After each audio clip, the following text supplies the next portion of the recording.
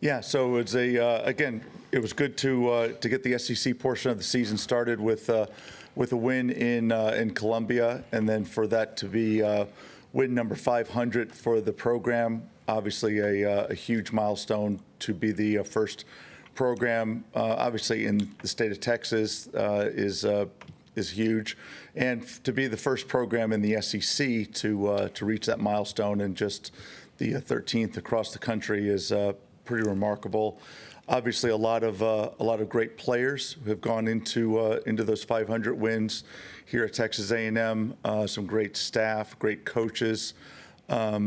For myself to be a part of all 500 it means a lot to me personally, but also to my family. The only Aggie who really was a part of all that would be really my wife, Terry, who was with me the whole way, and if it wasn't for her, I wouldn't be here. So big shout out to Terry Guerrieri, class of '87, who I think was the whole reason I was hired at Texas A&M, for Aggies, taking care of Aggies, and given me the opportunity to be here, and hired by John David Crow all those years ago. So, got a lot of calls, texts, emails from former players, former staff members, and a lot of fans, and what it's meant to them to be a part of this program, and all the championships, all the people that have been influenced by the women in this program has been pretty neat. For us to come back home, disappointing result for us on Sunday. A lot of good performances that set up, great goal by Mia Pante. Two disappointing goals against us, kind of brain farts really for us to give away, because we created a lot of good chances. We just didn't finish our chances, and missed some easy opportunities.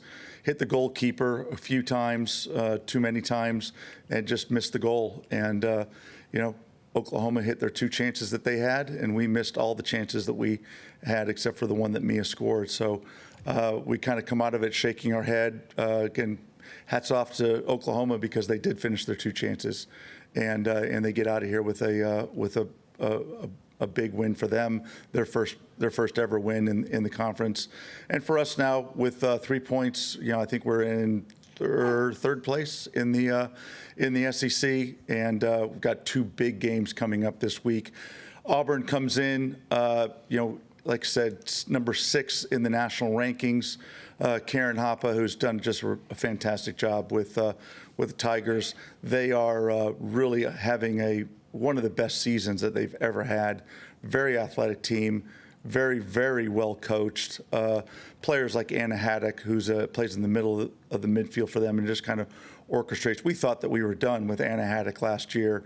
She is a first-team All-SEC player. Was going to go pro last year. I thought she did go pro, and here she is again. She's on the roster again. So the magic of what COVID can do for college athletes, able to get another season, and she's back and pulling the strings, and she's just a remarkable player, and is able to kind of bring a lot of these special players that Auburn have on their team. Prohaska in goal is a very, very tough player to beat. So we're going to have our hands full with them on Thursday as they come in to Ellis Field.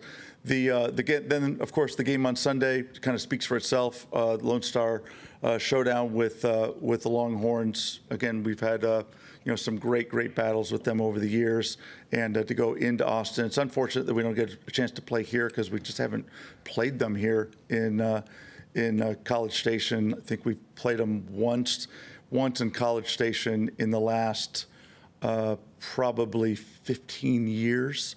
So it's unfortunate that we don't get a chance to get them here, because we played 4 out of the last 5 times we've played them over in Austin. So we're going to play them again in Austin. So that'll be at 6 o'clock. Hopefully all the folks in the in the state will gather and come over and see us over at the track stadium there off I-35 to see that game as it kicks off and see it on TV. So big game for us. Obviously, both of those are opportunities for us to get wins. Both those teams have got a lot of wins this season. Happy about the what everyone did for us with our Turn It Gold game. We've raised hundreds of thousands of dollars in the fight against cancer, and the women who have started the Turn It Gold Foundation have raised millions of dollars in the fight against childhood cancer, and we're just happy to be a little part of that. And what those women have done has just been fantastic. We just celebrate our 10th year working with those women, and I couldn't be happier for what they've done and the impact that they've had on so many kids. So I'll open this up to questions. Anyone who wants to. We have Richard, row 3. Hi, Richard.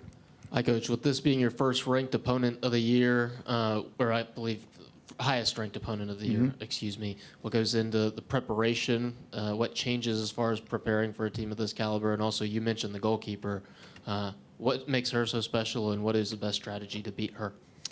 Well, right now, our strategy for beating any goalkeeper is just getting our shots on frame.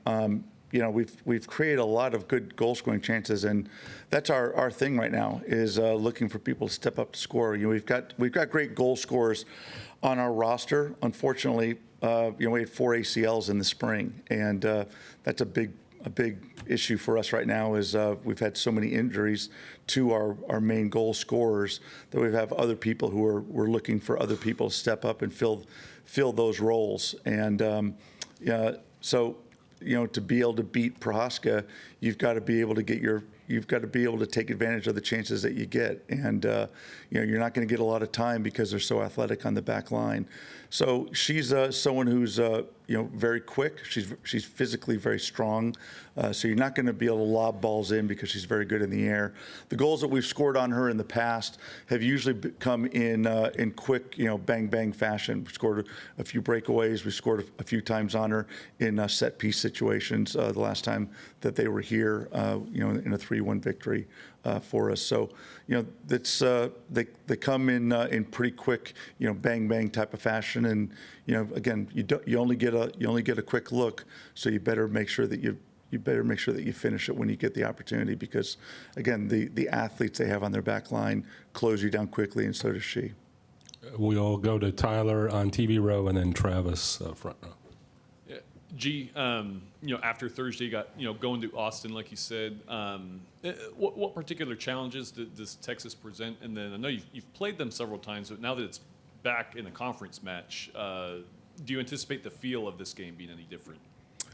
Well, the Texas game has always been. I think it's good for the state of Texas. Number one, because it's the two flagship universities for our state. I think it's great for our game in general because it puts such a big spotlight on the best players, best soccer players in our state, and they've got some quality players that are on that roster.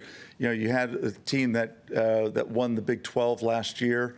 You have some of the highest ranked players that were going to be in the NWSL draft this coming year if the draft had gone on, who are spotlighted on that particular roster, who are superstars. And these are players who have been celebrated as the best players in the Big 12. Well, now they all stuck around. They could have gone pro last year.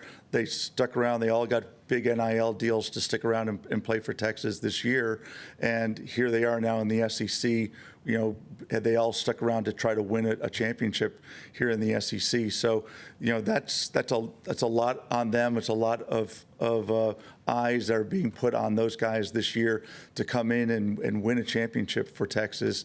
And so, that's a little bit of pressure on them. It's a little bit of extra, expectations that are put on those guys to come and be in. So we think it's awesome. We think it's great that there's that much more being put into soccer. And for us, it's always been a great game because these are kids who grew up playing against each other. These are kids who grew up knowing each other, oftentimes teammates, oftentimes playing against each other in the same leagues, same tournaments, same big national events, national teams together. So we're excited. We think it's great that it's going to be, we'll probably play, every year in league play, but also probably end up playing each other in postseason play in some form or fashion as well. So I just think it's fantastic, and it's unfortunate that we didn't play so much in the non-conference. And again, we look forward to someday maybe getting to play in College Station.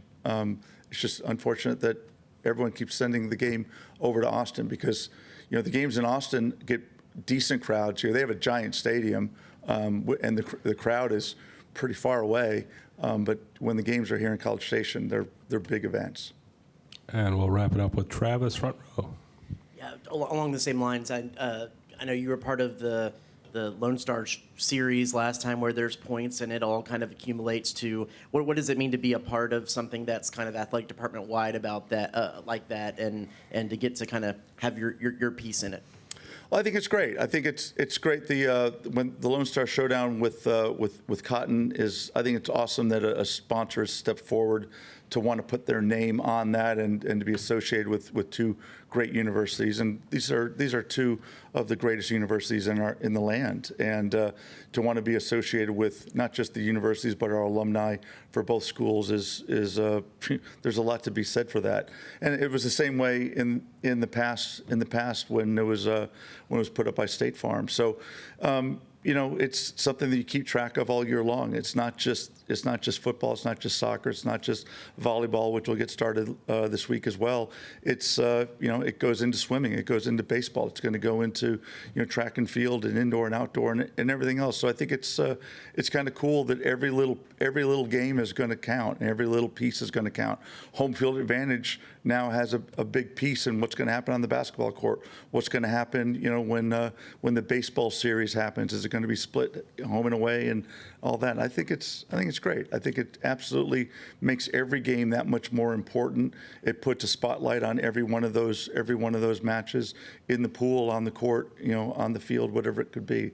So we're happy to be a part of it. Just like we've always said, one of the cool things about when we started this program was we just wanted to be a part of what this university stood for. And I think that Ange over at Texas would say the exact same thing, that we're just proud to be representatives of what our university stands for, and we want to do the very best that we can in putting a positive light on our school.